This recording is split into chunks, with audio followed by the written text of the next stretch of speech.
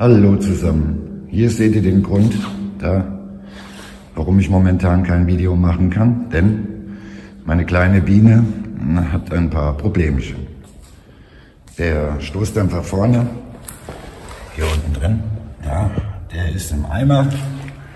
Das heißt, das Fahren ist keine anständige Sache, ich komme also nirgendwo hin, kann definitiv keine weiten Strecken fahren. Dann ist die Kupplung hinüber, die muss jetzt noch gemacht werden. Die Teile sind alle bestellt. Ich denke mal, am Montag werde ich dann die Kleine wieder zusammenflicken. Mit Hilfe von Ape Thomas sollte das kein Problem werden. Und dann geht es dann auch wieder ganz normal weiter.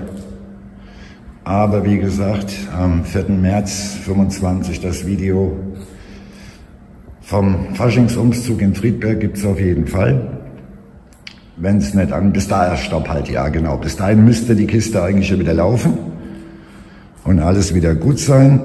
Ansonsten würde ich da sowieso mit dem Fahrrad rüberfahren, denn ich weiß nicht, ob ich mit der Biene nach Friedberg fahren soll, ob das so gut ist. Ich habe keine Ahnung, gerade an Fasching, man weiß ja, dass die Dinger hier gerne mal umgeworfen werden oder mal zerkratzt werden oder sonst irgendwas. Und das muss ja auch nicht sein.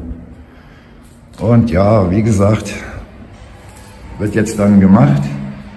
Dazu wird es dann ein Video bei Ape Thomas geben, bei mir auch, zum Stoßdämpferwechsel vorne, zum Wechsel der Kupplung.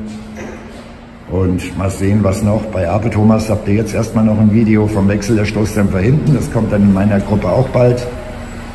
Und dann schauen wir mal weiter.